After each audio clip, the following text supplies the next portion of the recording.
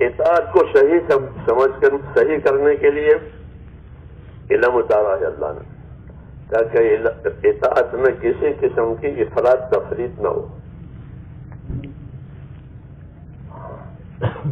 بندے موتی بن کر کے کام کرے، کیونکہ جو موتی نہیں بنے گا وہ آسی بنے گا۔ قاعدہ ہے کہ جو اطاعت بننے ہوگا وہ معصیت پر ہوگا۔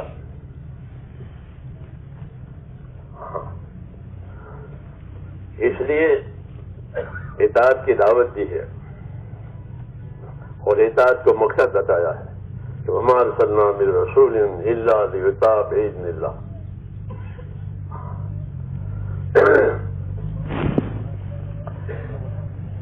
اطاعت کا ایک اثر یہ ہے کہ جب زمین پر اللہ کی اطاعت ہوگی تو رحمتیں ہوگی۔ اطیعوا اللہ واطیعوا الرسول لعلکم ترحمون، اطاعت کرو اللہ کی اور رسول کی تاکہ تم پر رحم ہو جائے۔ تو اطاعت کے اثرات میں سے یہ ہے کہ اللہ تعالیٰ کی رحمتیں نازل ہوگی۔ دوسری بات یہ ہے کہ اللہ کا اپنا حق ہے، دنیا کو دارالحقوق بنایا گیا ہے اور آخرت کو دارالعجور بنایا گیا ہے۔ یہ اللہ کی ترتیب ہے۔ دارالحقوق بنانے کی وجہ سے اللہ تعالیٰ نے علم نازل کیا ہے تاکہ ہر ایک کو اس حقوق کی خبر ہو جائے کہ اللہ کا کیا حق ہے، رسول کا کیا حق ہے، اپنی ذات کا کیا حق ہے، جتنے تعلقات اتنے حقوق۔ ہاں یہ ہمارے دین میں ہے۔ آپ تو سوچتے ہیں بیٹھے بیٹھے میرے سامنے، ادھر بیٹھ جاؤ آپ، تو بات چلی آتی ہے۔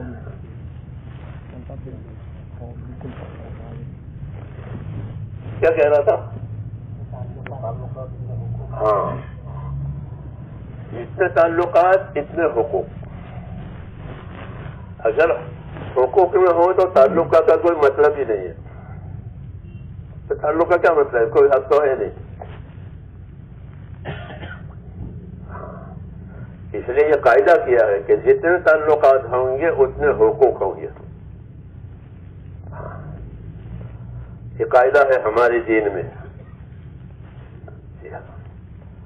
اللہ کا تعلق سب سے بڑا ہے کیونکہ وہ پیدا کرنے والا ہے، وہ پالنے والا ہے، اس نے عبادت کے لیے پیدا کیا ہے، تو اس کا حق سب سے بڑا ہے۔ کہ اللہ کا کیا حق ہے؟ حضور صلی اللہ علیہ وسلم نے حضرت معاذ ابن جبل سے پوچھا، معاذ آپ کو معلوم ہے اللہ کا کیا حق ہے؟ کیونکہ لوگوں کو حقوق کی تعلیم دینی ہے۔ ان سے پوچھا، انہوں نے عرض کیا کہ مجھے نہیں معلوم ہے، جیسے صحابہ کی عادت ہوتی تھی، اپنے لا علمی ظاہر کرتے تھے، مجھے نہیں معلوم۔ تو بتایا کہ اللہ کا حق یہ ہے کہ اسی کی عبادت کی جائے گی، اس کے ساتھ کسی کو شریک نہیں کیا جائے گا۔ یہ حق بتایا اللہ کا، کیونکہ اللہ اول ہے، ہاں وہی سب سے بڑا ہے، اس کا حق سب سے بڑا ہے۔ تو اللہ کا حق یہ ہے کہ زمین پر اس کی عبادت کی جائے۔ ان ارضی واسعۃ فإیایا فاعبدون، کہ میری زمین بہت کشادہ ہے، اس پر میری ہی عبادت کرو، یہ فرمایا۔ تو یہ مثال ہے کہ دنیا حقوق ادا کرنے کی جگہ ہوگی اور حقوق کا علم ہونا ضروری ہے۔ دنیا کی چیزوں کا جو علم ہے وہ تو گزارے کے لیے ہے، حقوق ادا کرنے کے لیے نہیں، کہ پانی سے یہ ہوتا ہے، بجلی سے یہ ہوتا ہے، دواؤں سے یہ ہوتا ہے، یہ سب گزارے کا سامان ہے۔ ہاں اس سے حقوق کا کوئی تعلق نہیں ہے۔ اس کو پڑھے لکھے وہ بھی ٹھیک ہے، نہ پڑھے لکھے تو بھی ٹھیک ہے۔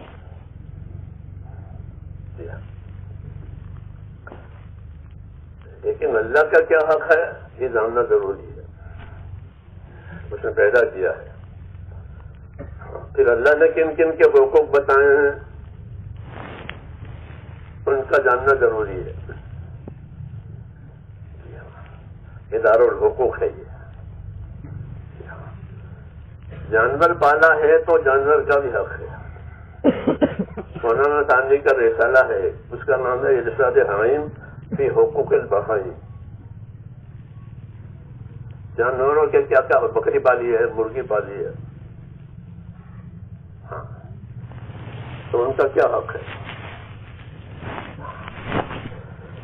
کیونکہ یہ دین ہے, یہاں ہر ایک کا حق ہوگا اور ہر ایک کا حق ادا کیا جائے گا. اسی لیے یہ علم اترا ہے. مسلمان کی زندگی علم و عمل کے بغیر نہیں ہوتی. مسلمان کی زندگی علم و عمل کے بغیر نہیں ہوتی. جیسے بھی ریل اپنی پٹڑی کے بغیر نہیں چلتی, دو پٹڑی ہوتی ہے, اس پر ریل چلتی ہے. اس کے بغیر ریل دیر ہو جائے گی, نہیں چلے گی, اس کا پٹڑی نہیں ہے. تو ایسے مسلمان کی زندگی, کہ مسلمان کی زندگی کہ وہ علم عمل پر چلے گی. وہ جوتا پہنے گا, اس کا بھی علم ہے, جوتا اتارے گا, اس کا بھی علم ہے, جوتا کیسا پکڑنا اس کا بھی علم ہے. اس کو آداب کہتے ہیں. جوتا کیسے اترے گا, جوتا کیسے پڑے گا. تو ہماری زندگی ایسی بنائی ہے کہ وہ علم سے کسی حال میں خالی ہی نہیں ہے. ہاں, ایسی اہمیت ہے کیونکہ آپ صلی اللہ علیہ وسلم سے پہلے جاہلیت تھی, کہ وہ جاہلیت ہر شعبے کو محیط تھی. ہر شعبہ جاہلیت میں تھا. حکومتوں کا, تجارتوں کا, زراعتوں کا, معاشرتوں کا, سارا شعبہ جہالت میں. جاہلیت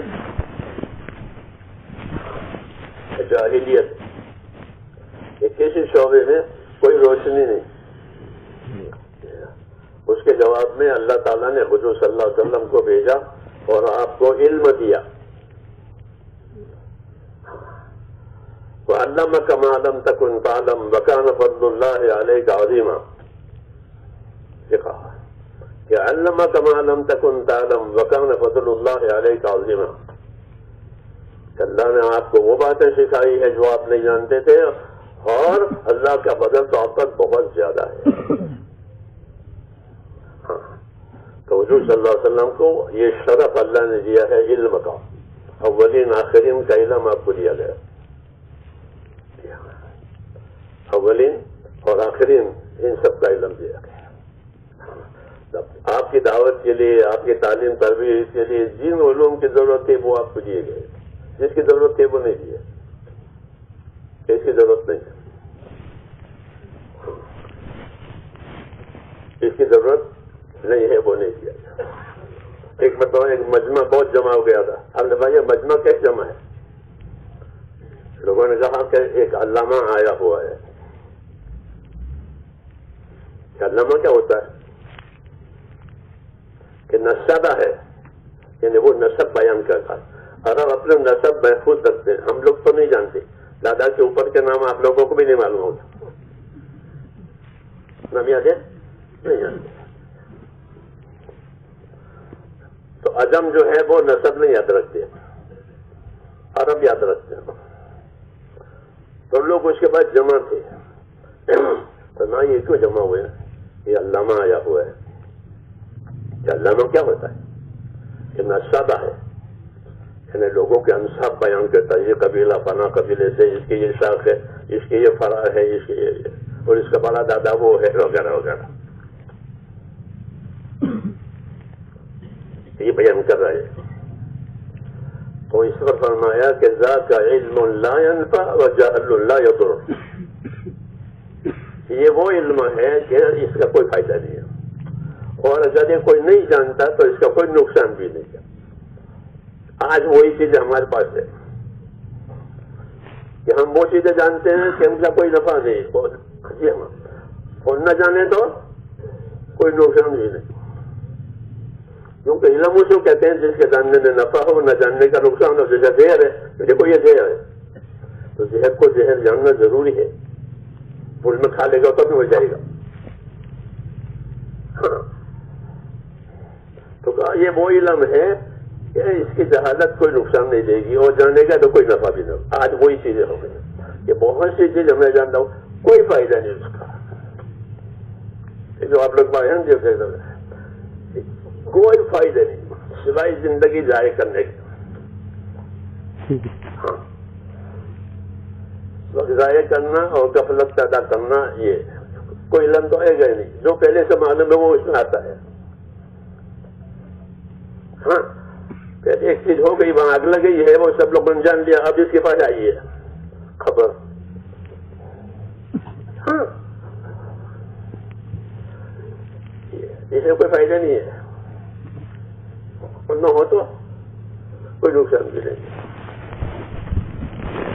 اس کو علم نہیں کہتے بلکہ علم کو کہتے ہیں کہ جس کے ہونے کا نفع ہے نہ ہونے کا نقصان ہے. اس کے ہونے سے اپنی ذمہ داریوں کا احساس ہوتا ہے, نہ ہونے سے اپنی ذمہ داریوں کی کھوٹ معلوم ہوتی ہے.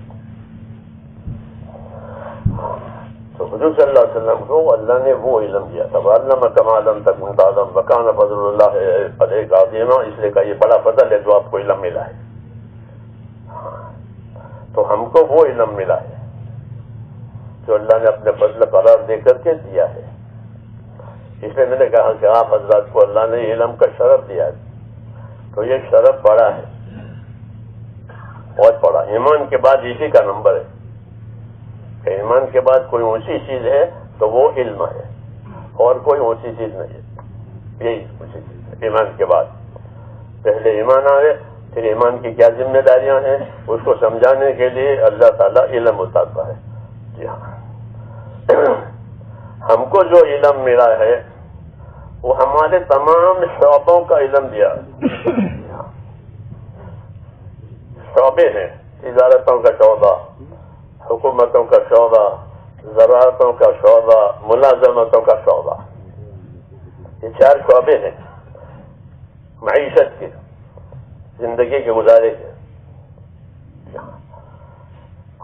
ہر آدمی کسی نہ کسی شعبے میں ہوگا.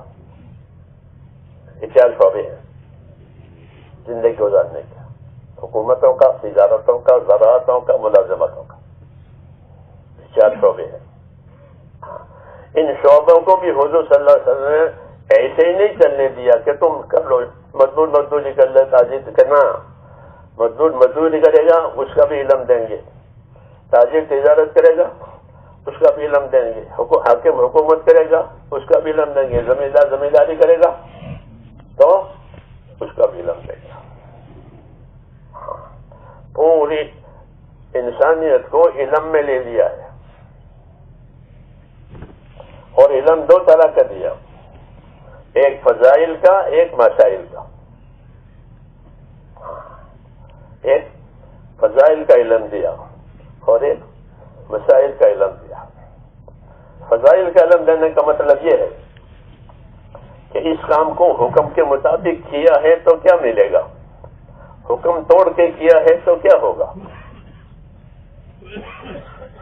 اس کو فضائل کہتے ہیں. کہ تجارت کو حکم کے مطابق کیا, حکومت کے مطابق, عبادت کو حکم کے مطابق کیا تو کیا ملے گا, اور حکم توڑ کے کیا ہے تو کیا ملے گا. اس علم کو فضائل کہتے ہیں. ہاں, یہ اس علم کی خاصیت یہ ہے کہ اگر فضائل کا علم ہوگا تو دلوں میں یقین پیدا ہوگا, اور فضائل کا علم نہیں ہوگا تو آدمی عمل تو کرے گا مگر اس کا یقین اس کے اندر نہیں ہے. یہ بات ہے. اب میری بات لمبی ہو جائے گی, پھر تم گھبراؤ گے, اٹھ کے چل جاؤ گے. ہاں, اور ہم چاہیں کہ یہ مجمع سمجھدار ہے, ان کو یہ چیز دینی ہے, کوئی کام یہ نہیں کہ بات سنانی ہے. ہاں,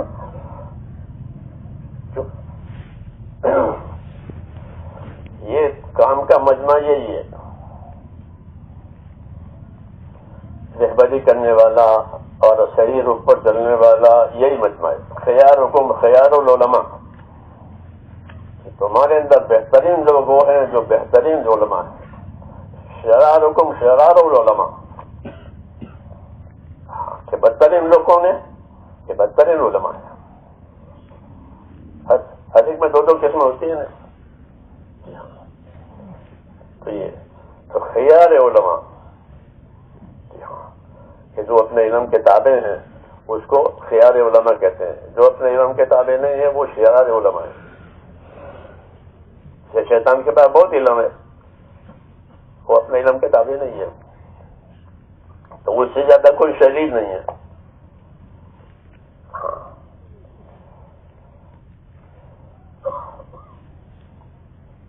یہ ایک شرم ملا ہے. تو میں نے کہا علم دو طرح کا ملا ہے، ایک فضائل کا، ایک مسائل کا. فضائل کا علم اگر یاد ہے تو آدمی اپنے عمل کی قیمت سمجھ کر اس عمل کی حفاظت کرے گا. جسے اپنی چیزوں کی قیمت سمجھ کر لوگ اپنی چیزوں کی حفاظت کرتے ہیں.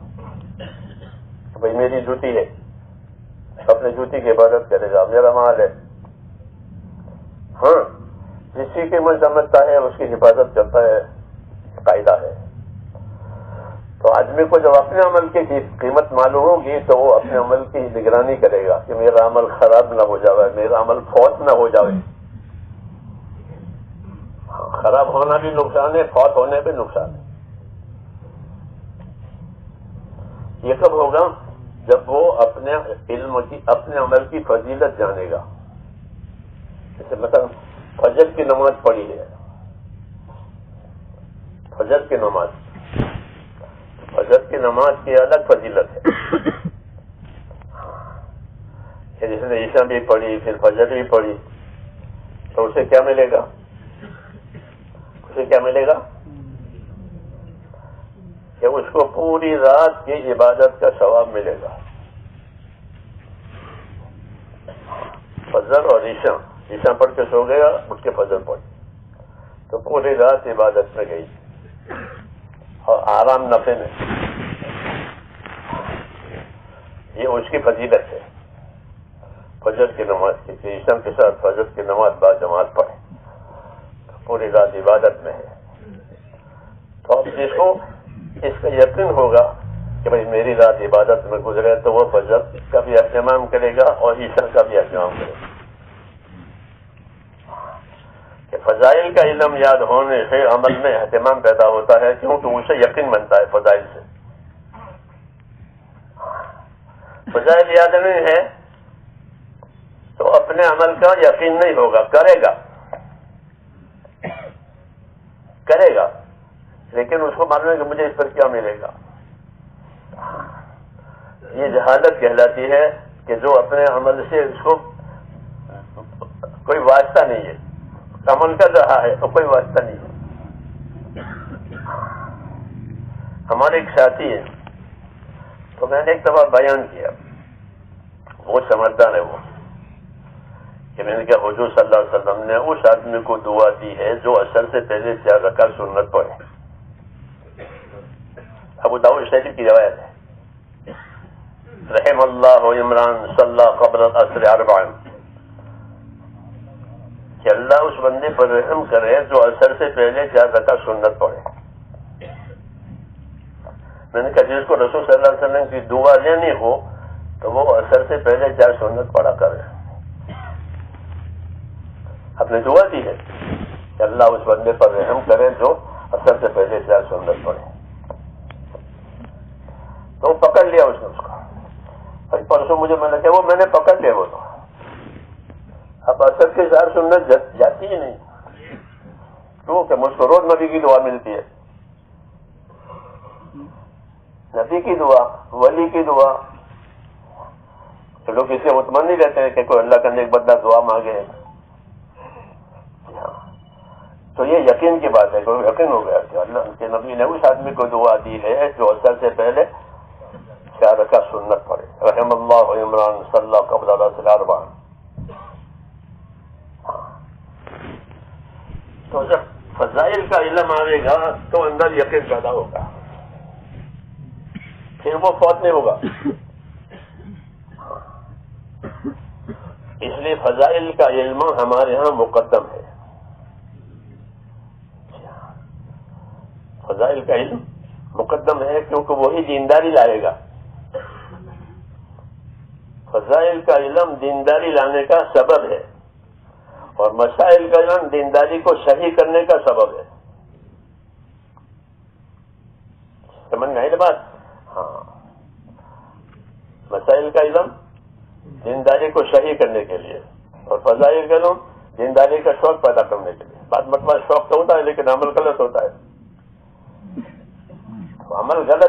غلط عمل دور کرنے کے لیے مسائل کا علم ہے، مسائل یعنی طریقوں کا علم۔ تو حضور صلی اللہ علیہ وسلم نے ہم کو دونوں علم دیے،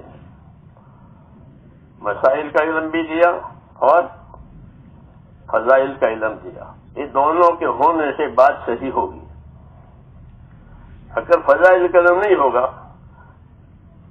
تو جو عمل کرے گا وہ صورتاً ہوگا، بس گھر سے اتر جائے گا، کیونکہ اس کو اس کی حقیقت معلوم ہے مجھے اس پر کیا ملے گا، لیکن کہا ہے تو پڑھ لیتے ہیں، کہا ہے تو کر لیتے ہیں، اس کے اپنے دل میں اہمیت نہیں ہے۔ تو اس اہمیت کو پیدا کرنے کے لیے فضائل کا علم دیا ہے، اور یہ ہر مسلمان کے لیے ہے، جو جس شعبے میں ہے اس شعبے کی فضیلت جانے۔ مولانا یوسف رحمۃ اللہ علیہ فرماتے تھے کہ ہمارے دین میں ہر شعبے کے فضائل ہیں، ہر شعبے کے مسائل ہیں۔ ہر شعبہ، حکومتوں کا، تجارتوں کا، زراعتوں کا، ملازمتوں کا، یہ کیا شعبے ہیں؟ معیشت کے شعبے جس کو کہتے ہیں، زندگی گزارنے کے۔ کہ ہمارے ہاں ہر شعبے کے فضائل ہیں اور ہر شعبے کے مسائل ہیں۔ یہ علم حضور پر اترا ہے کہ مسلمان جس شعبے میں جائے گا علم کے ساتھ جائے گا۔ یہ کون سا علم؟ کہ مسائل کا اور فضائل کا، کہ مجھے اللہ اس پر کیا دے گا اور مجھے کس طرح کرنے کے لیے اللہ نے کہا ہے، اور میں اس طریقے پر کروں گا تو مجھے خدا کیا دے گا۔ یہ دو علم، مسائل فضائل، کہ مسائل اور فضائل کے ہونے سے پھر مسلمان دنیا دار نہیں رہے گا، دیندار ہو جائے گا۔ لیکن ہم دو لوگ کہتے ہیں ہم تو دنیا دار ہیں، ہم تو دنیا دار ہیں، یہ کہتے ہیں ایسے مسلمان، حالانکہ مسلمان دنیا دار نہیں ہوتا، کافر دنیا دار ہوتا ہے۔ کافر دنیا دار ہوتا ہے، اس کا آخرت پر علم نہیں ہے، وہ آخرت کو مانتا ہی نہیں ہے، اس لیے وہ دنیا دار ہے، مسلمان دنیا دار نہیں ہے، کافر دنیا دار ہے۔ ان ہی الا حیات الدنیا نموت ونحیا وما نحن بمبعوثین، یہ کہہ رہا ہے، یہی ہے جو کچھ ہے، باقی کچھ نہیں ہے۔ تو وہ دنیا دار ہے، مسلمان دنیا دار نہیں ہے۔ مسلمان کو تو دنیا کے اللہ نے زندگی دی ہے ذمہ داریوں کو پورا کرنے کے لیے، اور ذمہ داری پورا کرنے پر کیا ملے گا اس کا علم دیا، وہ ذمہ داری کس طرح پوری کرے گا وہ بھی بتایا۔ یہ ہے یہ علم جس میں ہم آپ مشغول ہیں، اس لیے اس کا سیکھنا فرض کیا گیا۔ اسلام میں ہر مسلمان کو اپنا علم دین سیکھنا فرض ہے۔ اگر وہ نہیں سیکھے گا تو اس کی ذمہ داری پوری نہیں ہوگی، وہ حقوق ادا نہیں کر سکے گا، کیونکہ اس کو خبر ہی نہیں ہے۔ اس لیے اس کا سیکھنا فرض کیا گیا، اور علم کو حضور صلی اللہ علیہ وسلم نے عام کیا ہے۔ کیا کیا ہے؟ عام کر دیا کہ سب سیکھو، سب سکھاؤ، کوئی تخصیص نہیں ہے۔ جیسے ادارہ میں تو ہمارے اس قسم کے لوگ داخل ہو سکتے ہیں، ان کو ایڈمیشن ملے گا، ان کو نہیں ملے گا، ایسا اسلام میں نہیں ہے۔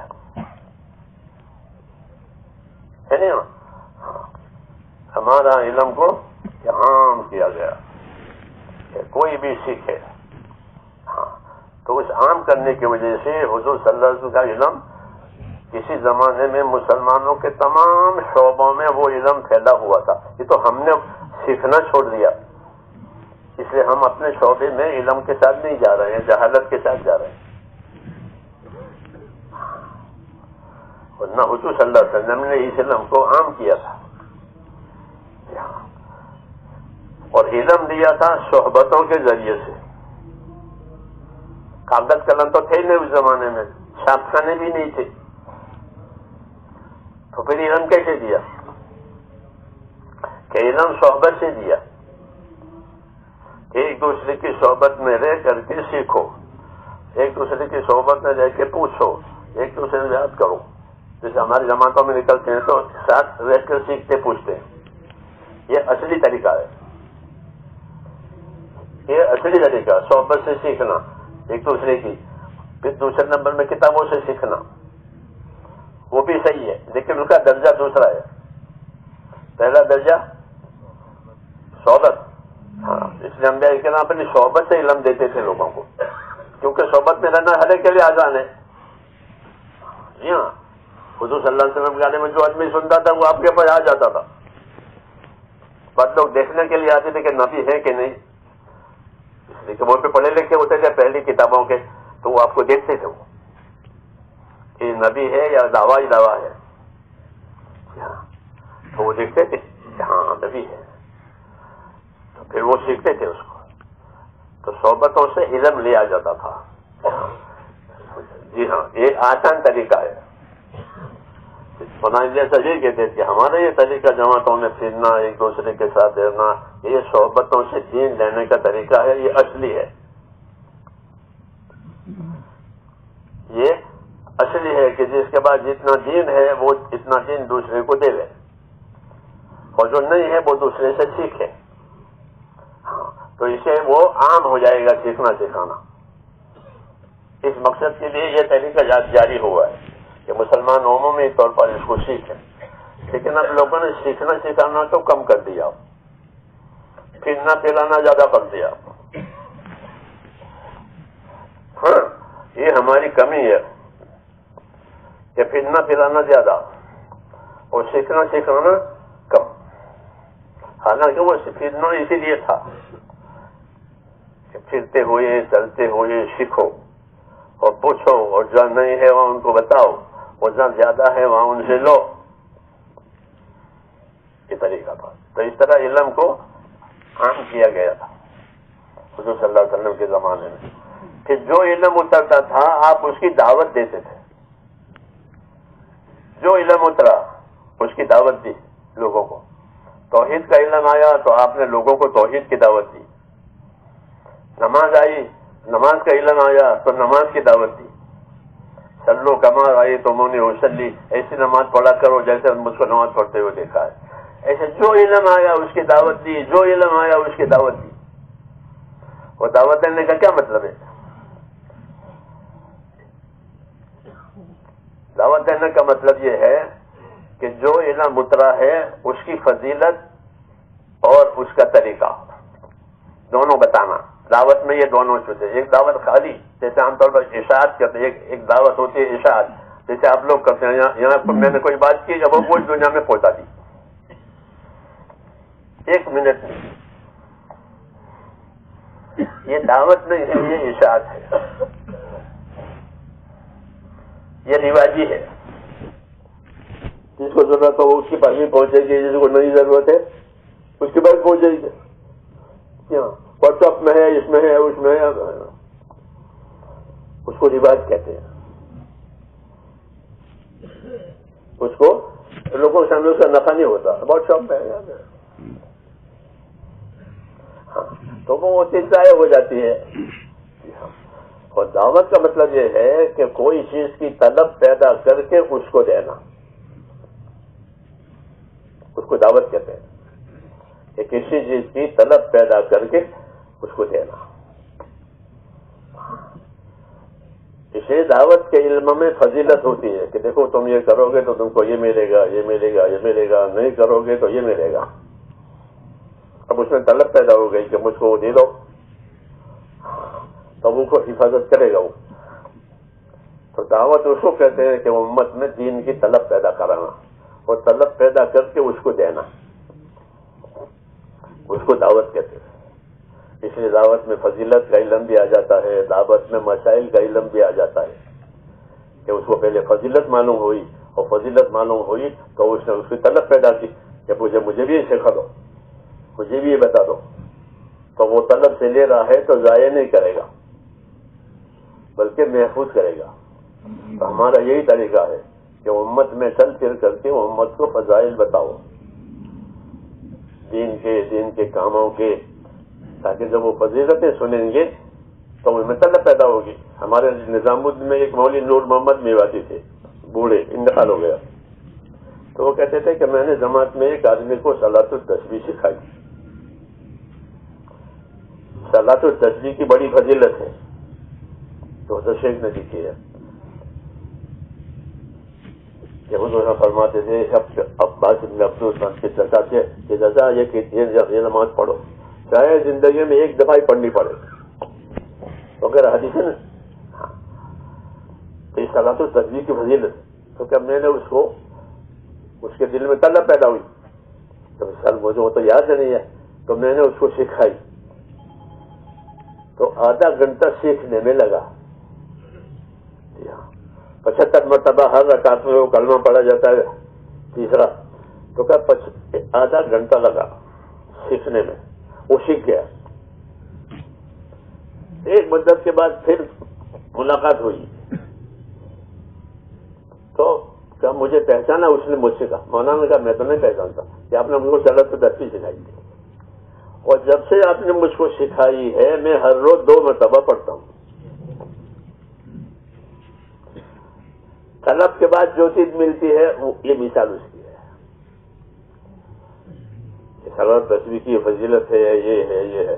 تو میں اس لیے اس نے سیکھی فوری طور پر، اور سیکھنے کے بعد کہ روز 2 مرتبہ پڑھتا ہوں. تو فرماتے میرا تو آدھا گھنٹہ لگا، اس کی تو زندگی لگ گئی. یہ دعوت میں یہ ہوتا ہے کہ اس کو فضائل، امت کو فضائل سناؤ تو امت میں بہت طلب ہے، امت میں بہت استعداد ہے، بہت استعداد ہے اس امت میں. ہاں، لیکن وہ پر دوسری جگہ لگ رہی ہے. اگر ان کو یہ باتیں معلوم ہو جائیں فضائل کی تو ان کی صلاحیتیں حق پر لگے، اور یہی مقصود ہوتا ہے.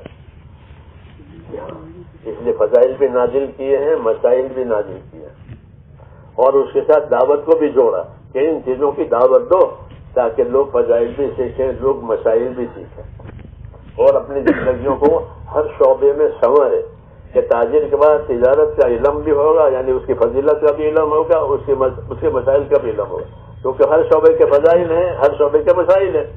کہ تجارت کے فضائل بھی ہیں اور تجارت کے مسائل بھی ہیں، اس طرح ہر شعبے کے اللہ نے نازل کیا ہے کہ تاکہ مسلمان جس شعبے میں رہے اس شعبے سے اپنا دین بنائے، فضائل کے ذریعے سے، مسائل کے ذریعے سے. تو اس لیے دعوت قائم ہوئی تاکہ ہر شعبے والے کو بلاؤ، اور جب وہ آئے تو اس شعبے کا علم بھی دو اور شعبے کی فضیلت بھی بتاؤ، یہ تاکہ وہ اپنے ہر شعبے میں دین کے ساتھ رہے.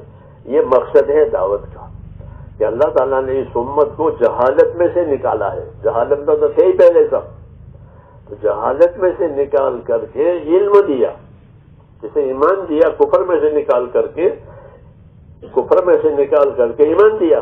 پھر ایمان کے بعد ان کو اللہ پاک نے علم دیا. اس لیے علم بڑا شرف ہے. ایک بات. دوسری بات ہے کہ علم ایک امانت ہے. علم ایک امانت ہے اور یہ سب کے لیے آئی ہے. جیسے بارش کا پانی سب کے لیے آتا ہے، زمین کی ہر مخلوق بارش کے محتاج ہے. زمین کی ہر مخلوق وہ بارش کے محتاج ہے، اس کے بغیر گزارا نہیں ہے. جی ہاں، ایسے ہی جو علم حضور کو دیا گیا ہے، انسانیت کا ہر شعبہ اس کا محتاج ہے کہ وہ اپنی زندگی کے اس شعبے کو علم کے ساتھ گزارے، نہیں تو جہالت میں جہنم میں لے جائے گی. جہالت جہنم میں لے جائے گی. ہاں، جہالت کی خاصیت یہی ہے کہ جہالت جہنم میں لے جائے.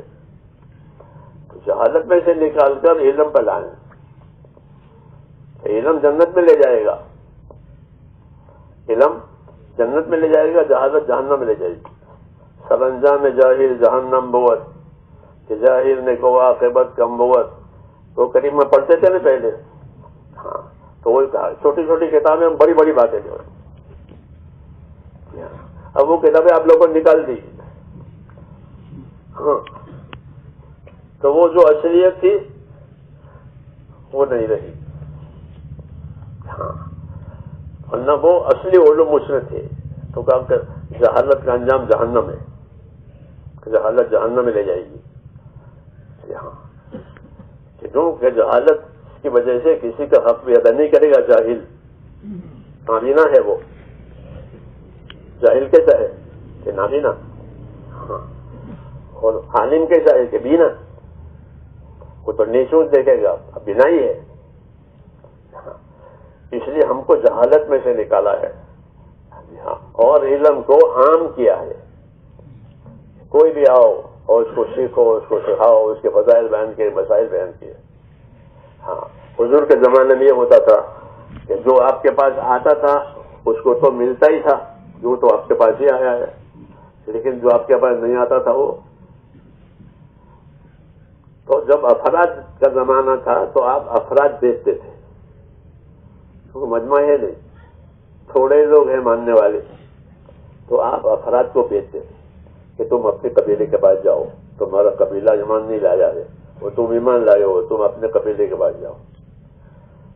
پھر مجمع ہوا تو جماعتیں بنا بنا کر حضور بھیجتے تھے. وفود کہتے تھے اس کو، کہ وفود جاتے تھے اور جا کر کے ان کو دعوت دیتے تھے ایمان کی، اسلام کی. وہ دعوت قبول کرتے تھے. تو پھر دعوت کے بعد تعلیم کا نمبر ہے. تعلیم یعنی ان کو سکھاؤ. دعوت تو اس نے قبول کر لی، مسلمان ہو گیا. تو دعوت کے بعد تعلیم کا نمبر ہوتا ہے کہ اب ان کو سکھاؤ کہ ایمان لانے کی کیا ذمہ داری ہے، ایمان لانے کی کیا ذمہ داری ہے. تو اس کو اس کی تعلیم دیتے تھے. اور ایک تعلیم دینے کا طریقہ یہ ہوتا تھا کہ وہ ان کے ساتھ رہتے تھے وہاں. کاغذ قلم نہیں کہ یہ لے لو، پمفلیٹ لے لو، یہ کتابیں لے لو، یہ لے لو، وہ نہیں تھا. ان کے ساتھ رہتے تھے وہ، اور رہ کر کے اپنے عمل سے ان کو تعلیم دیتے تھے. اپنے عمل سے، جیسے حضور صلی اللہ علیہ وسلم نے ہم کو اپنے عمل سے تعلیم دی ہے، ایسے ان کو وہاں رہ کر اپنی صحبت میں رہ کر کے ان کو تعلیم دیتے تاکہ وہ ضروری دین ان کی زندگی میں آ جائے. اور ان کو دعوت دیتے تھے کہ اب آگے سیکھنا ہے تو ہمارے پاس مدینے میں آؤ. ہاں مدینہ مرکز تھا، تو مرکز میں ان کو بلایا جاتا تھا. پھر وہ رہتے تھے مرکز میں. اور مرکز میں رہنے کا طریقہ یہ ہوتا تھا کہ جو مسجد مدینہ منورہ میں تھی، جیسے ہمارے شہروں میں مسجدیں ہیں مسلمانوں کے پاس، ان مسجدوں میں ان جماعتوں کو بھیجتے تھے. جو آج طریقہ ہے نا یہی تھا. تو وہ مسجد والے ان کو سنبھالتے تھے، ان کو کھلاتے تھے، پلاتے تھے، اور ان کی ضرورت کا دین سکھاتے تھے. پھر جب مشورے کے مطابق جتنا دن وہاں رہنا تھا اب لا کے اس کو حضور کے بعد پیش کر کے ہمارے پاس جمعہ سے جمعہ تک رہے ہیں 8 دن. تو اب آپ پوچھتے تھے کیا سیکھا ہے، کیا ہوا ہے. مسجد نبوی میں ایک ستون ہے، اس کا نام ہے اسطوانۃ الوفود. اسطوانۃ الوفود، وفود کا ستون ہے، آنے والی جماعتیں وہاں ٹھہرائی جاتی ہیں. ہاں یہ لوگ آئے ہیں کہ ان کو یہاں ٹھہراؤ تاکہ ان کی دیکھ بھال ہو، ان کی خدمت ہو، اور جس کام کے لیے آئے ہیں وہ ان کا کام ہو جائے. تو وہ یادگار میں وہ ستون بنایا ہے اسطوانۃ الوفود. ہاں یہاں ان کو ٹھہرانا. تو وہ جماعتیں لگا ٹھہرایا جاتا ہے. ان کو پوچھ کیا سیکھا، کیا سکھایا، اور ابھی کسر باقی ہے تو فرمایا ایک جمعہ اور رہو تاکہ یہ کسر پوری ہو. پھر ان کو بھیج دے گا اپنے علاقے میں جا کر کام کرو. اس طرح اس کام کو عام کیا گیا دعوت کے ذریعے سے، پھر دعوت کے بعد تعلیم کے ذریعے سے. ان چیزوں کی تعلیم دو اور سیکھو، اور ہمارے پاس آتے جاتے رہو. پھر آپ کی جماعتیں بھی جاتی آتی رہتی تھی. تاکہ جو جو حکم نازل ہوئے ہیں اس کی تبلیغ ہو جائے. حضور کے زمانے میں ایسے لوگ ہو گئے تھے کہ انہوں نے آپ کو دیکھا نہیں ہے لیکن آپ پر ایمان لائے ہیں، کیونکہ آپ کی جو جماعتیں گئی ہیں انہوں نے ایمان کی دعوت دی ہے، تو آپ نے آپ کو نہیں دیکھا ہے لیکن آپ پر ایمان ہے. پھر جب حج میں یا کسی سفر میں ملاقات ہوتی تھی آپ سے تو وہ لوگ پوچھتے تھے کہ انت رسول اللہ، آپ اللہ کے رسول نے کہا ہمیں اللہ کے رسول، تو اب انہوں نے اپنے اللہ کے نبی کو پہچانا ہے، ورنہ دعوت سے انہوں نے ایمان لیا. تو یہ ہوتا تھا کہ دعوت کے ذریعے سے یہ چیزیں پھیلتی تھیں، کیونکہ وہ سب آتے نہیں تھے یہاں. اس لیے میرے دوستو یہی ہمارا طریقہ ہے. یہ طریقہ اگر چلا تو علم بھی عام ہوگا اور ماحول بھی صحیح ہوگا. دونوں ماحول کا صحیح ہونا بھی ضروری ہے. اگر ماحول صحیح ہوگا تو دین باقی رہتا ہے، ماحول بگڑ جاتا ہے تو آدمی اپنے دین پر باقی نہیں رہتا. اس لیے حضور صلی اللہ علیہ وسلم نے امت کو علم بھی دیا اور نقل و حرکت بھی دی. جیسے آپ چکی میں دانے بھی ڈالتے ہیں اور نقل و حرکت بھی ہوتی ہے، دونوں کام ہوتے ہیں چکی میں کہ دانے ڈالے اور حرکت دی. تو حرکت دینے کی وجہ سے دانے پیس پیس کے چاروں طرف آٹا گرتا ہے چکی میں. اسلام کی یہی مثال ہے. حدیثوں میں اسلام کو چکی کی مثال دی ہے. ہاں ایسے ڈالی اور حرکت دی کہ مسلمانوں کو اسلام دیا اور حرکت دی. مسلمانوں کو اسلام دیا اور ان کو حرکت میں لائے، تو ان کی حرکت میں لانے کی وجہ سے ان کا اسلام حرکت میں آیا. جیسے چکی کے چلنے کی وجہ سے آٹا چاروں طرف گرتا ہے. تو یہی دین کے باقی رہنے کا اور دین کے پھیلنے کا ذریعہ بنا ہے. تو آپ صلی اللہ علیہ وسلم نے امت کو حرکت دی ہے. دو چیزیں اسلام میں ہے، ایک حرکت ایک استقامت.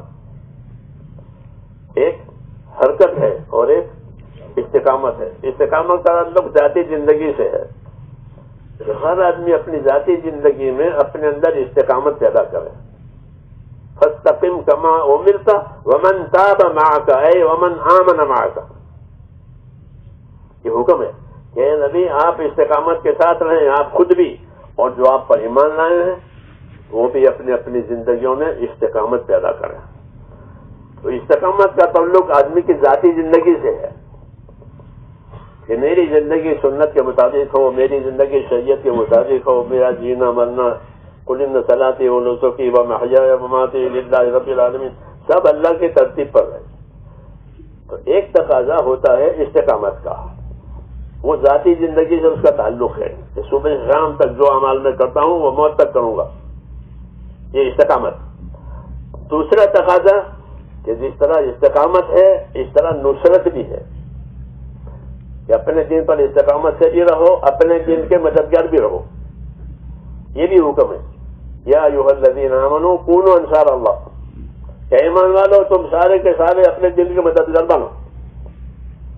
تو استقامت کا بھی حکم ہے شخصی زندگی کے ساتھ اور نصرت کا حکم ہے عمومی زندگی کے ساتھ. یہ ہمارا دین ہے، یہ ہمارا دین ہے. جب یہ دونوں باتیں پیدا ہوگی تو پھر دین کا چلنا پھیلنا آسان ہو جائے گا.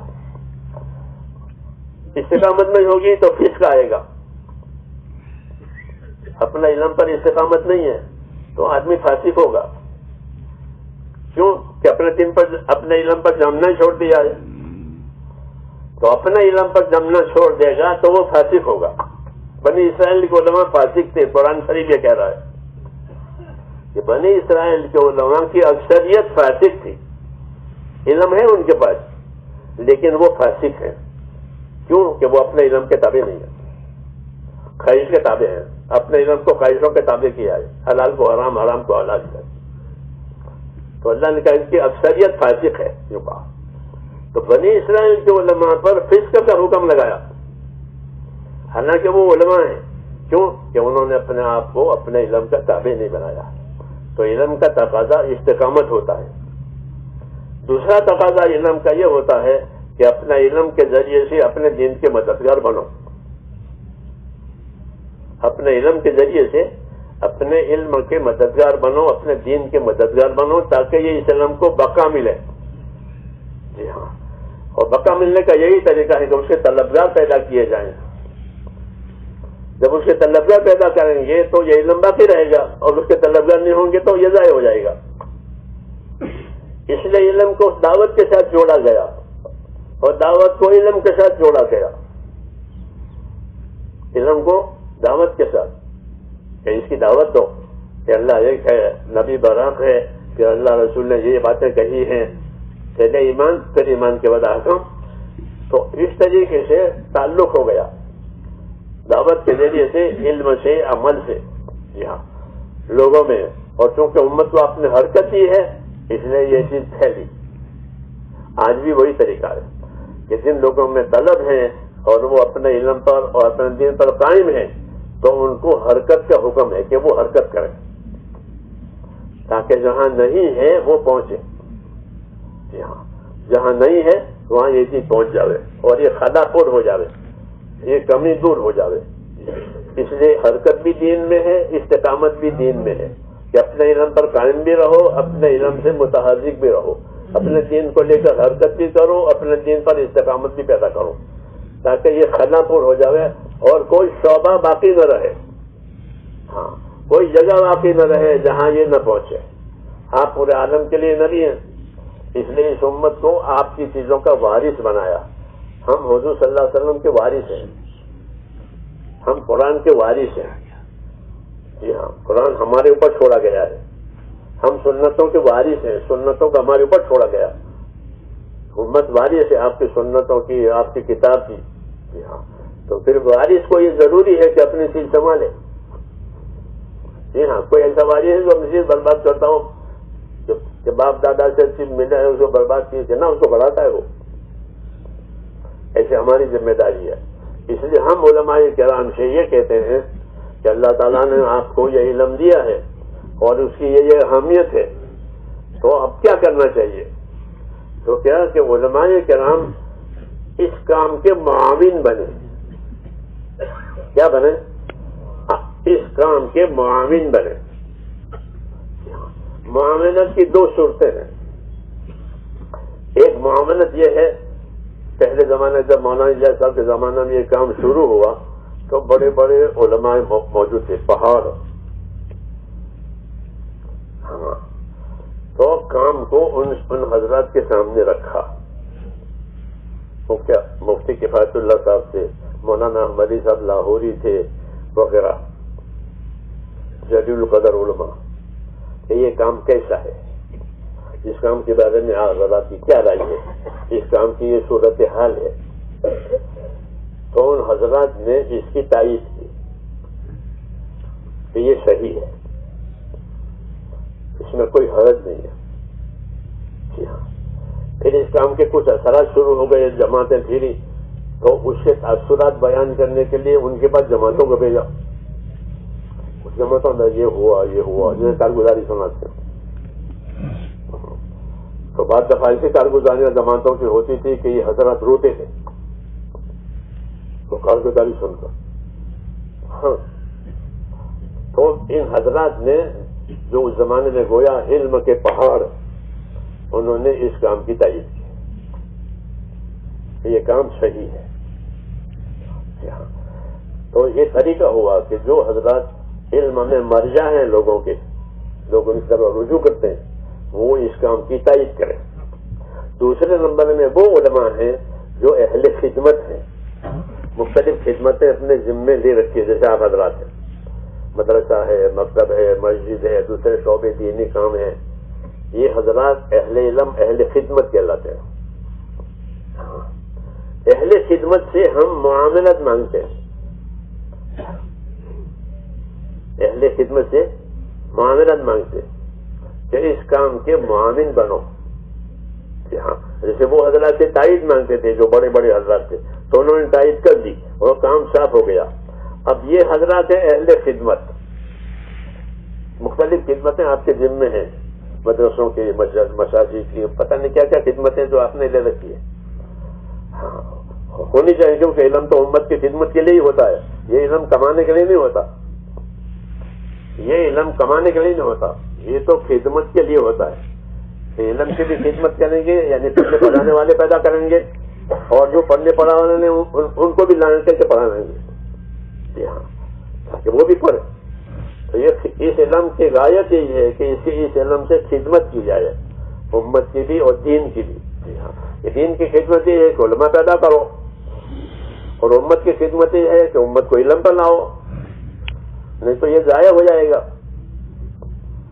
یہ ضائع ہوگا اگر امت نہیں آئے گی تو کون پڑھے گا. بھوپال میں اجتماع ہوتا تھا، آپ کو معلوم ہے، ہم بھی جاتے تھے. میں بھی اپنے دیولا سے بھوپال جاتا تھا شروع میں. جب اجتماع ہوتا تھا تو اجتماع بہت سے سامان بکنے کے لیے آتے ہیں، برتن اور کیا کیا کیا. بڑی بڑی کتابیں اجتماع میں بکنے کے لیے آتی تھی. پھر میں دیکھے ہوئی بات کیوں کہ بھوپال کسی زمانے میں اسلامی اسٹیٹ تھا، نواب تھے، علماء تھے، اسلامی اسٹیٹ، ریاست اس کو کہتے ہیں عربی میں. ایک ریاست تھی، اور ماشاء اللہ علم، علماء اور یہ سب چیزیں تھی. اب وہ ختم ہو گیا. اب وہ کتابیں ہیں ہر گھر میں، کیونکہ ہر گھر میں علم تھا. اب وہ کتابوں کا کوئی مصرف نہیں ہے، تو وہ کتابیں پرانے سامان کے ساتھ بکنے کے لیے آتی ہے.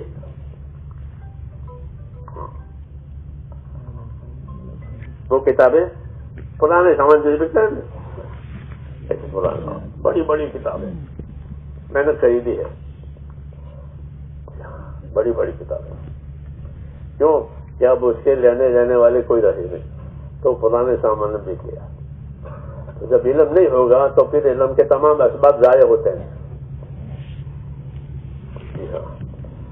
اس لیے اس علم کو ترقی دینے کے لیے یہ ہے کہ اس علم کو دعوت سے جوڑا جائے، اور دعوت سے جوڑ کر کے لوگوں میں پھر سے طلب پیدا کرائی جائے. جب طلب پیدا کریں گے تو اللہ کی سنت ہے کہ جب جب لوگوں میں طلب پیدا ہوگی اللہ اس علم کو زندہ کرے گا. یہ ہے کہ جب لوگوں میں طلب پیدا ہوگی تو اللہ اس علم کو زندہ کرے گا. اللہ نے اس کی حفاظت کی ذمہ داری لی ہے کہ اس کی حفاظت میں کروں گا، کہ جب جب لوگ طلب والے آئیں گے تو اللہ اس کو زندہ کر کے لوگوں کو دے گا. میں بھی امریکہ گیا تھا پچھلے رمضان سے ابھی، امریکہ کینیڈا کا ہمارا سفر ہوا. تو میں نے امریکہ، اللہ کا شکر ہے، میں نے امریکہ میں سال لگایا ہے. ہماری جماعت نے 1 سال لگایا 1980 میں، جبکہ پہلا اجتماع امریکہ میں ہوا تھا، اس سرزمین پر پہلا اجتماع. تو اس کی محنت، تو اس کے ہم نے وہاں سال لگایا تھا، شعبان سے شعبان تک ہوا. تو وہ پہلا اجتماع ہوا، اس سے کام کا تعارف ہوا، پھر جماعتوں کا چلنا چلو 80 کے بعد. اب جب میں گیا تو ماشاءاللہ نیو یارک میں 500 مسجدیں ہیں، 500، اور بڑی بڑی مسجدیں، اور خالی مسجدیں نہیں، اس میں درس ہوتا ہے بخاری شریف کا، بڑی بڑی کتابوں کا. ایسے کینیڈا گیا تو وہاں بخاری شریف کا ختم ہو رہا تھا.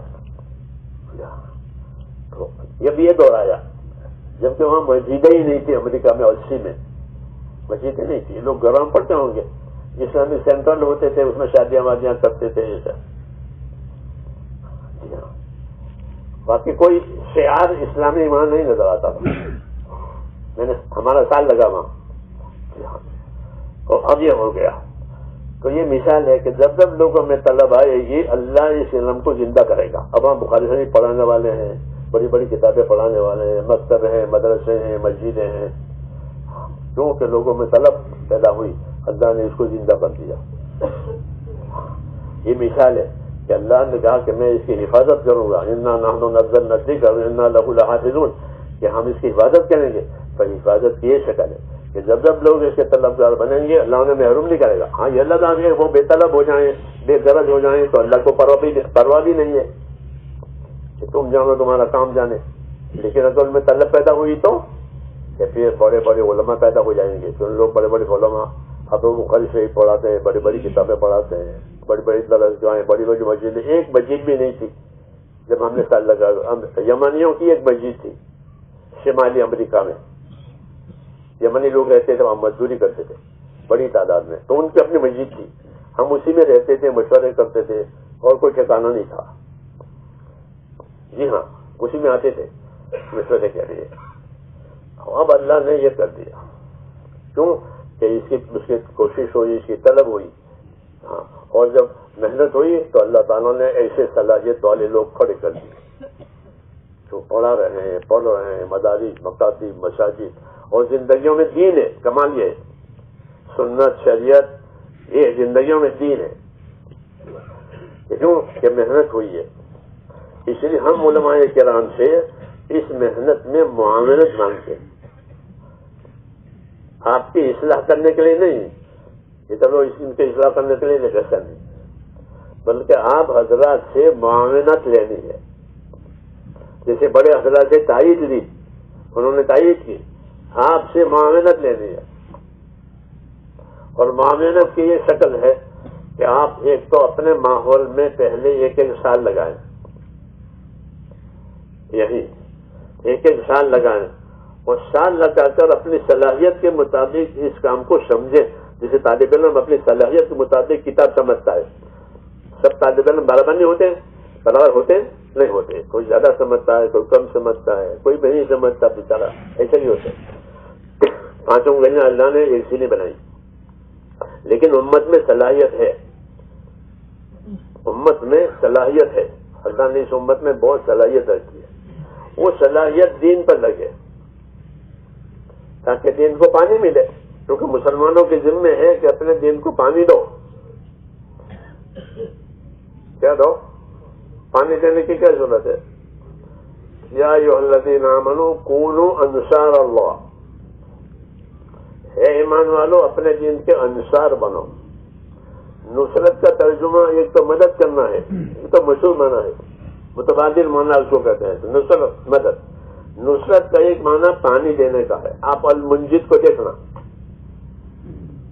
المنجد میں ملے گا نصرت کہ ایصال الماء الی الارض، زمین کو پانی دینا. ظاہر بات ہے زمین کو پانی ملے گا تو ساری چیزیں اگے گی، زعفران بھی اگے گا اور جو بھی اگے گا، اعلیٰ ادنا سب پانی کے محتاج ہے. سب چیزیں پانی کی محتاج ہے، جو ہو کہ زعفران ہو. تو نصرت جب ہوگی، نصرت کے معنی پانی دینے کے ہیں کہ جب مسلمان اپنے دین کی نصرت پر کھڑے ہوں گے تو سارے شعبوں میں دین آئے گا. تاجروں میں تجارت کا دین، مزدوروں میں مزدوری کا دین، حکیموں میں حکومت کا دین، زمینداروں میں زمینداری کا دین. جیسے پانی سے سب چیزیں اگ جاتی ہے. یہ ترتیب ہے. کونوا انصار اللہ، اپنے دین کے مددگار بنو، یعنی پانی پہنچاؤ اس کو، کہ لوگوں کو فضائل بتاؤ، لوگوں کو زندگی کی ذمہ داریاں بتاؤ، پھر طریقہ یہ کار بتاؤ کہ اس کو زندگی میں لانے کا یہ طریقہ ہے کہ اپنے وقت فارغ کرو، وقت فارغ کر کے اس کام میں پھرو تاکہ تمہارے اندر آوے، تمہارے اندر سے پھر دوسروں کے اندر جائے گا. یہ طریقہ کار کہلاتا ہے. تو دعوت بھی ہوتی ہے، طریقہ کار بھی ہوتا ہے. جب یہ دونوں شریک ہوتے ہیں تو پھر دین کو حیات ملتی ہے. جیسے پانی سے ہر چیز کو حیات ملتی ہے. وجعلنا من الماء كل شيء حي، پانی سے ہم نے ہر چیز کو حیات بخشی ہے. ایسے ہی میرے رسول جب یہ کام چلے گا تو دین کے ہر شعبوں میں حیات آئے گی. تجارت اسلامی ہو جائے گی، زراعت اسلامی ہو جائے گی، سب چیزیں اسلامی ہو جائے گی. اور کیا لینا ہے؟ اور کیا لینا ہے؟ کہ ہم کو تو کچھ بھی لینا. حاکموں سے حکومت نہیں لینی، تاجروں سے زیادہ نہیں لینا، بلکہ وہ کہیں گے تم اپنی تجارت اسلامی بناؤ، تم اپنے ہر کام کو دینی بناؤ. ہم سے تمہیں کچھ نہیں لینا ہے، کوئی حصہ دار بننا ہے کہ نا ہم سے یہ لے لو. یہ دعوت ہے. تو پھر ہر شعبے میں دین آئے گا. اس لیے میں نے کہا کہ علماء کرام سے ہم اس کام میں معاونت مانگتے ہیں. سمجھ نہیں جواب؟ خدمت مانگتے ہیں. آپ تو ہے خدمتوں میں، پہلے خدمت ہے یہ شعبہ، مختلف خدمتیں ان کے ذمے ہیں. ایک خدمت یہ بھی ہے کہ ایک ایک سال اس کام میں آپ لگائیں. ایک ایک سال یہ طریقہ کار ہے، یہ سمجھے نہیں، ہر کام کے طریقے ہوتے ہیں نا. ہاں تو یہ طریقہ کار کی ایک بات ہے کہ بھائی اس کام میں آپ حضرات ایک سال لگا کر دیکھیں اس کو بالفعل. ایک تو کہ آپ اس کو اچھا سمجھتے ہیں، تائید کرتے ہیں، یہ بھی ٹھیک ہے، یہ بھی ٹھیک ہے، لیکن ایک کام کو بالفعل سمجھنا، بالفعل سمجھنا یہ زیادہ ضروری ہے. جب وہ بالفعل اس کو سمجھے گا، پھر تائید کرے گا، پھر عمل کرے گا، تو اس کا اثر الگ ہوگا. اس لیے ہم علماء کرام سے تعاون مانگتے ہیں. کیا مانگتے ہیں؟ تعاون مانگتے ہیں کہ آپ اس کام کے معاون بنو. اور معاون بننے کی ایک شکل تو یہ ہے کہ جو آپ کر رہے ہیں مدارس سے، یہ بھی معاونت ہے. یہ تو ان لوگوں کے لیے ہے جو طلب لے کر آپ کے پاس پڑھنے کے لیے آتے ہیں، سیکھنے کے لیے آتے ہیں. لیکن وہ طبقہ جن میں طلب ہی نہیں ہے، وہ آخرت کیا ہے خبر ہی نہیں ہے. ہندوستان میں ایسے علاقے ہیں کہ وہاں کے جوان محمد الرسول اللہ نہیں جانتے. 100 سال سے تبلیغ ہو رہی ہے. یہاں یہ ہمارے سال لگانے والے جوان پھرتے ہیں، وہ بتاتے ہیں کہ ہم نے ایسے جوان دیکھے کیونکہ محمد رسول اللہ کے ہم تو جانتے ہیں محمد رسول اللہ کون ہے. کیونکہ گھر میں دین نہیں ہے، ماحول میں دین نہیں ہے، تب ان کو دین کہاں سے ملے؟ یہ ہے حال. اس لیے معاونت مانگتے ہیں کہ آپ حضرات اس کام میں بھی ایک سال لگائیں. تو کیا ہوگا کہ ترقی ہوگی. کیا ہوگی؟ ترقی ہوگی. کہ اب تو آپ طلب کرنے والوں پر محنت کر رہے ہیں، ان کو پڑھا رہے ہیں. اب یہ ہوگا کہ بے طلبوں میں کام ہوگا. اور اصل دعوت بے طلبوں میں ہوتی ہے کہ ان میں طلب پیدا کرائی. جب ان میں طلب پیدا کرائیں گے تو وہ اب آئیں گے. تو ایسے بہت علاقے ہیں خود اس ملک میں بھی، ہاں، کہ ان میں کوئی طلب نہیں، کوئی شعور نہیں. ہاں، جب جماعتیں جاتی ہیں تو ان میں وہ طلب پیدا ہوتی ہے کہ ہمارا تو یوں ہو گیا. ہاں، ایسے قصے ہیں کہ ہم نے تو یوں ظاہر کر دیا اپنی زندگی، لیکن خیر ہماری اولاد ہے، اولاد تو پڑے گی آگے. جی ہاں، تو پھر وہ متوجہ ہوتے ہیں، پھر اپنے اولاد کو مدرسوں میں دیکھتے ہیں. یہ ہوا ہے. تو اس لیے اس میں معاونت چاہیے آپ حضرات کی. اور وہ یہ ہے کہ آپ حضرات اس کام میں ایک سال پہلے تو ملک میں لگائیں، ملک میں لگائیں. اور ایک سال لگانے کے بعد اللہ تعالیٰ آپ کے اندر صلاحیت پیدا کرے گا پھر کہ پورے عالم کو سمجھا سکیں گے. عربی ہونے کی وجہ سے، آپ چونکہ عربی پڑھی ہے تو عربی ہونے کی وجہ سے جو ممالک عربیہ ہیں وہاں بھی کام ہو سکتا ہے. اور عربی ممالک نہیں ہے تو چونکہ آپ نے تو علم دین پڑھا ہے تو اپنی بات کو اور کھل کے سمجھا سکیں گے. عالم میں اور غیر عالم میں تو فرق ہے نا. جی ہاں، تو اور سمجھا سکیں گے.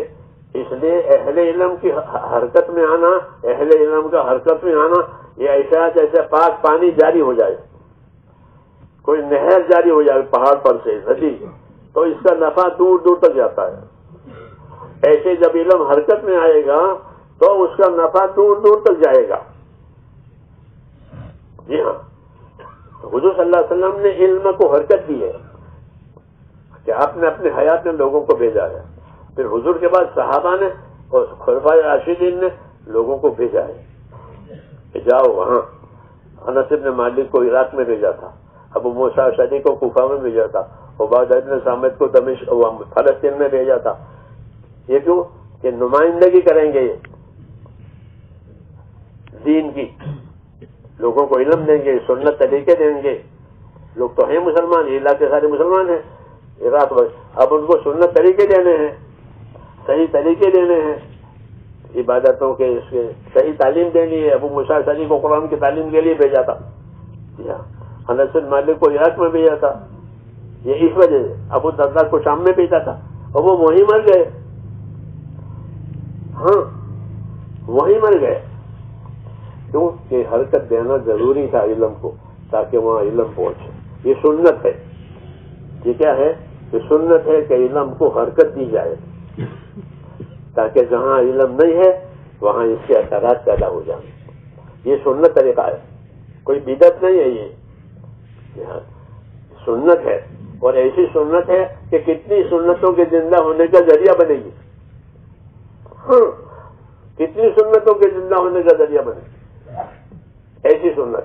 اسے آپ حضرات سے اس کام میں 1-1 سال مانگتے ہیں کہ آپ حضرات اس کام میں 1-1 سال پہلے اس ملک میں لگاؤ، پھر اللہ صلاحیت دے اور ہمت دے تو دنیا میں جاؤ. ہاں، دنیا میں جاؤ. حضرت فرماتے ہیں مسلمان کی زندگی تو سورج کی طرح، سورج ساری دنیا کے لیے پھرتا ہے اور سب کو روشنی دیتا ہے. ایسے مسلمان دنیا میں پھرے گا، ایمان کی علم کی روشنی لوگوں کو دے گا.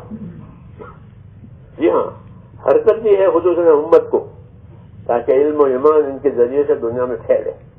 اس لیے آپ حضرات سے یہ ایک درخواست ہے کہ اپنی مصروفیتوں میں سے 1-1 سال اس کام کو دیں. اور یہ بھی یاد رکھیں کہ آج کے آج جانے کی بات نہیں ہے کہ آج کے آج چلے جاؤ جوتا پہن کے ابھی، یہ نہ ایسا نہیں، بلکہ ترتیب بنا کر ہر کام ہوتا ہے. گھر بنانا ہوتا ہے تو ترتیب ہوتی ہے، حج میں جانا ہوتا ہے تو ترتیب ہوتی ہے. ہوتی ہے نا، یہ نہیں ایک دم گھر کھڑا کر دیں گے، کرتے ہیں ایسا نہیں کر سکتے. ترتیب ہوتی ہے ہر کام کی، دین کے کام کے بھی، کہ آپ 1 سال کے ارادے کریں، پھر جانا ترتیب سے کہ جو ذمہ داریاں ہیں وہ ضائع نہ ہو جائے اور جو تقاضا آیا ہے وہ بھی ضائع نہ ہو، دونوں. کیونکہ تقاضے جب تک پیدا نہیں ہوں گے کام آگے نہیں بڑھے گا. تقاضے پیدا کرنا ضروری ہے ترقی کے لیے.